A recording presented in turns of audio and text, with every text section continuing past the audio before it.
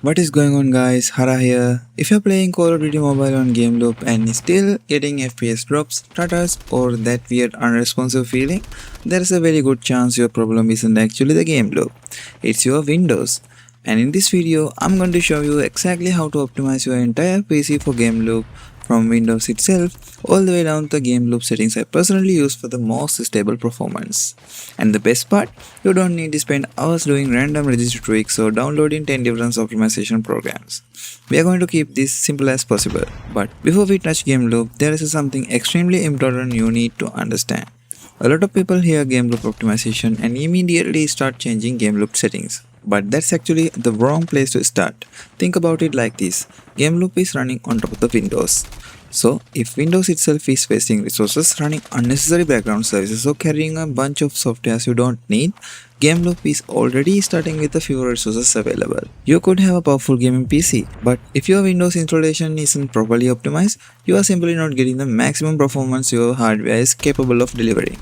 And that's exactly what we are going to fix first. Because the optimization I am showing you today isn't only useful for the Gameloop, it can improve the overall responsiveness of your Windows installation for gaming and other workloads too. And we are going to do most of that using just one tool, which completely free. But first, let's quickly talk about the hardware, because no amount of Windows optimization is going to turn your potato into a gaming PC. From my experience, I do recommend having at least something around 8th generation Intel Core i5 or similar performing CPU. For RAM, technically Gameloop can run with 8GB, but if you want to play comfortably while keeping other things open in the background, I do strongly recommend more than 8GB. If you only have 8GB, you will probably need to close unnecessary background applications before playing. And this next one is really important. If you are still running Gameloop from mechanical hard drive, upgrading to SSD can make a noticeable difference to loading and general responsiveness.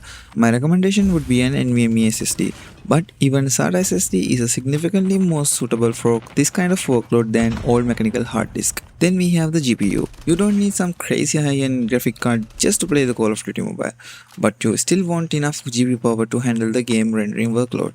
As general recommendation, something around GTX 1050 Ti or better is reasonable starting point. Even if your hardware meets these requirements, your PC still be wasting resources before Gameloop even start, and that's what we are fixing next.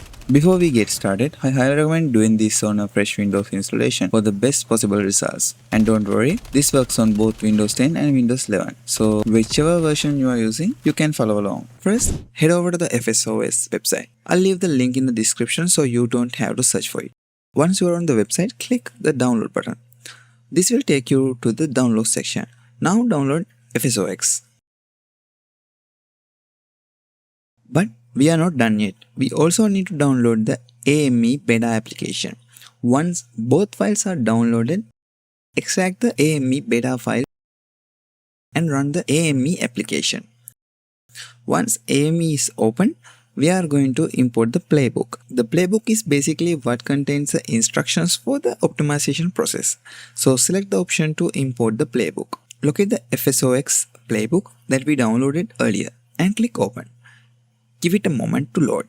The application may require you to temporarily disable the Windows Defender for the process to run correctly. Disable the Windows Defender, then click Next. Now the application will check whether your PC is compatible with the configurations.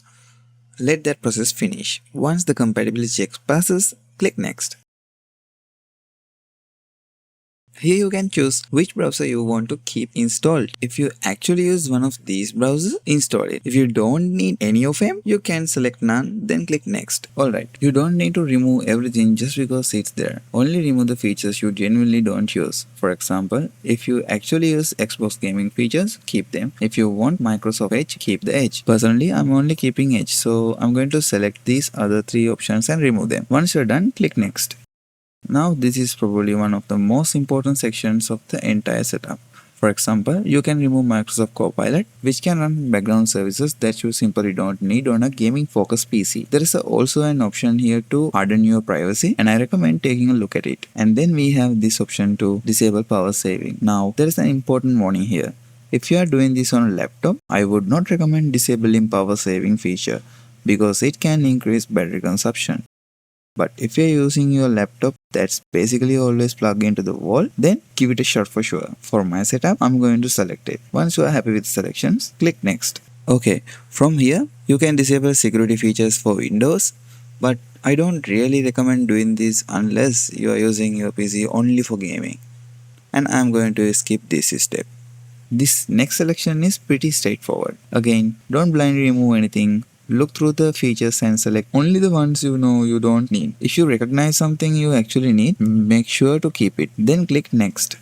The same thing apply here. Remove the unnecessary ones, keep the ones you need, and move on. These next couple of settings are completely optional because they are about Windows looks and visuals. For example, you can make Windows 11 look like Windows 10. So if you need to customize the appearance, go ahead and give it a shot. I'm already running Windows 10, so I'm just going to skip these options. Now the application is asking what your actual goal is. For me, I want a good balance between low latency and higher performance. So I'm going to select a balanced performance option. Don't overthink it. This settings actually has a very minor effect on your performance. So select one and click next. Now you can choose what kind of hardware you are running on. Since my PC is more of a mid-range system, I'm going with the mid-range. Okay, that's all for the configuration. Now click on next to apply the settings we made. It will take a couple of minutes to apply the settings, and after that, make sure to restart the PC. After the restart, you can just see how much your PC actually got improved.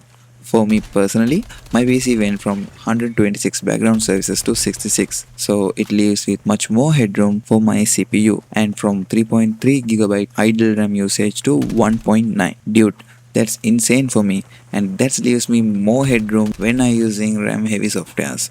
Okay, that's it for Windows. Let's quickly talk about what I do recommend in Gameloop. For the performance setting, select high to give the Gameloop the best headroom from your PC. For the graphic card rendering mode, select Vulkan. That's the newest and most optimized engine. But if you felt it bit laggy, try OpenGL. If it is fixes lag, stay on that cause maybe it can be better suited for your PC. For the frame rate, use 180 if your PC powerful enough to handle. Don't go beyond 180 because game feels quite unstable on 240 and 300 FPS.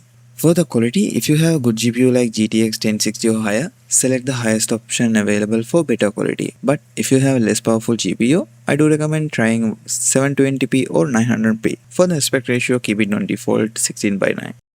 Okay, this just another tip. I felt Gameloop actually run bit more stable when using it on window mode. So try to use on window mode if you're still getting FPS drops. That's all for today. If this video helped you, don't forget to give a like and leave a comment about your results. And for more videos like this, don't forget to subscribe our channel and see you guys in the next one.